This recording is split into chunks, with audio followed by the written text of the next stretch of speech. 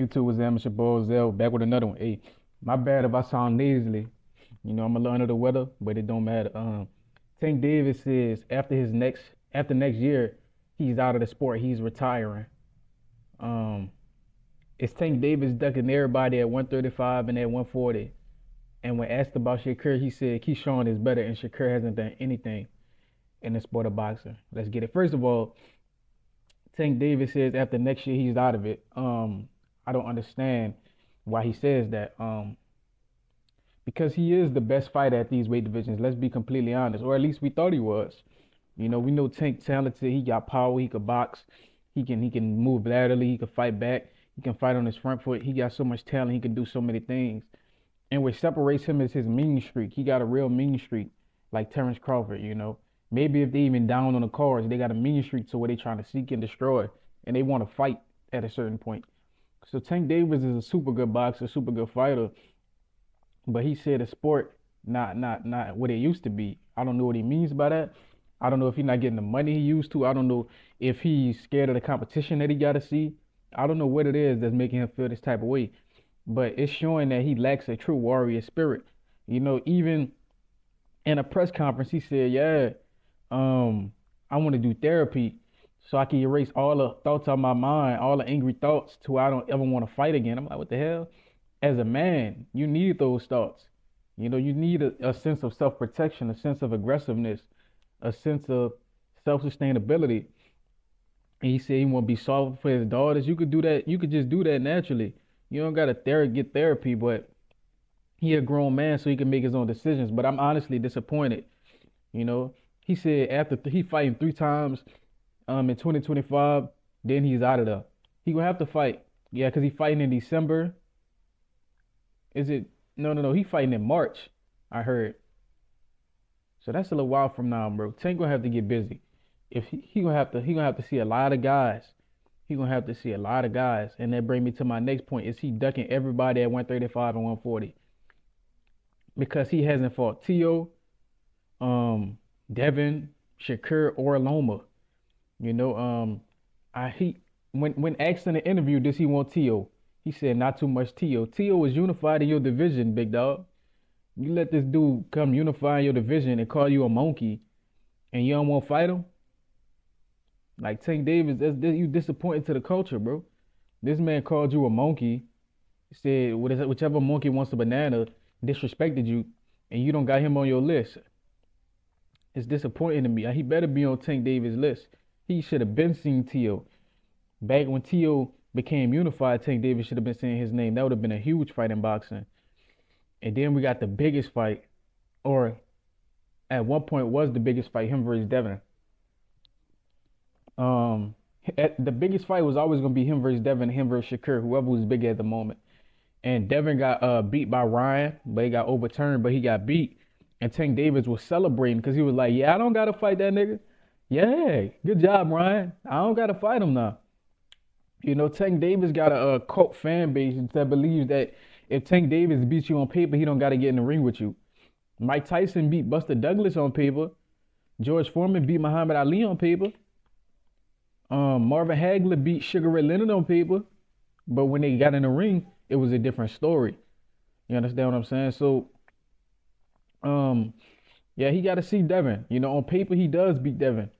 He more athletic, more explosive, and I think that honestly, he's Devin Haney's stronger though. He's stronger, he's bigger, he's longer, and he got longer reach, and he knows how to use his reach advantage over smaller guys. Smaller guys don't do well against Devin Haney, and that's the thing. Tank Davis fans don't understand. The way to beat Devin Haney is to be a volume fighter. If Tank Davis try to stalk Devin Haney in that high guard without throwing a lot of punches, I don't see him beating Dev. If he wants to beat Dev, because Dev's not gonna get tired. Dev could move for 12 rounds straight. So what Tank Davis has to do if he wants to beat Dev is he has to be extremely active. He has to play bull, because Devin definitely gonna be the matador. Devin always the matador. But Tank Davis gonna have to play the bull, and he gonna have to rush Devin down if he wants to win.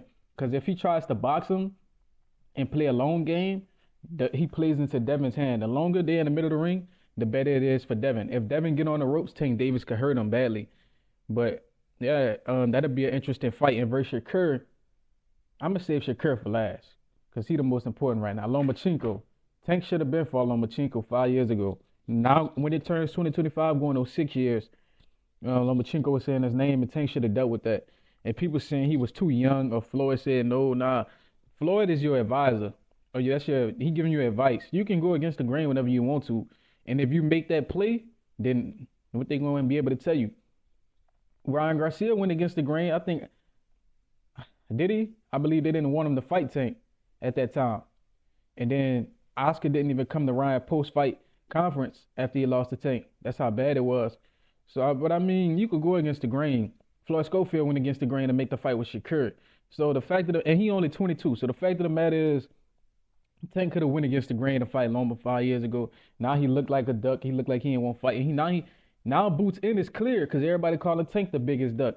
Some people say it's a business move, but bro, he got to fight somebody. At 23, Devin fought Loma. At 23, I believe Floyd fought Oscar. At 23, a lot of legendary fights happen. I think, yeah, Canelo was about 23 when he fought Floyd. So 23 is a magical age, and Tank was 23 and he could have fought Loma. And now the most important fight, Shakur. And Tank been disrespecting Shakur in the media because I honestly think Shakur might be the worst stylistic matchup for him. Tank is a low volume puncher.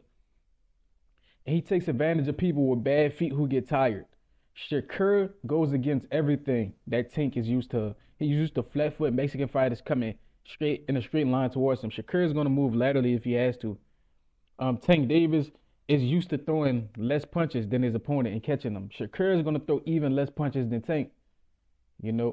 So Tank gonna have to fight Shakur's fight. Tank is not gonna get Shakur on the ropes. And if he does, Shakur knows how to get off those ropes. And Shakur doesn't take big punches. But if Tank can exploit that closed matchup, that southpaw, maybe when Shakur goes for that jab, Tank can throw that check hook like how Ryan did. It all depends on what his style is, or he goes to Shakur's body to try to slow him down. But I think Shakur is a stylistic matchup for Tank, and that's why Tank is avoiding that match at all costs. In fact, he went so far to avoid it that he said, when asked about Shakur, he said Keyshawn is better than Shakur, and Shakur hasn't done anything in the sport. This is Tank words, not mine. Keep in mind, Shakur is more accomplished than Tank and Keyshawn. Shakur has 8 gold medals in amateur tournaments. He has a silver in the Olympics. Keyshawn has a silver in the Olympics as well. And Shakur is a 3 division champ, and he was unified with 3 belts at 130, one away from undisputed. So Shakur was 1 belt away from undisputed in his last weight division, and Tank walking around saying Shakur hasn't done anything in boxing. If you're a casual, you're gonna believe anything Tank says, and you're gonna take it and you're gonna run with it. But the fact of the matter is that's duck talk, and we can't really take duck talk too serious, bro. Tank, he walking around saying Shakur hasn't accomplished anything. Keyshawn more accomplished. He's trying to turn them against each other. You know. I forgot what it's called. He's trying to turn them against each other. Yeah. The it's something like divide and conquer. He's trying to play divide and conquer with these 2 guys. But if they smart enough, it shouldn't work. But that's pretty much what I got to say, man. It's looking like, Tank ducking everybody at the weight divisions that he been running through for so long. He should have been moved up. He should have knocked all these dudes' names off. Now he's talking about retiring with only 3 fights. It's 4 fighters we want to see you fight, and you're only promising 3 fights. Something got to shake. But let me know what y'all think. Like, comment, subscribe, and share this. Till next time, man.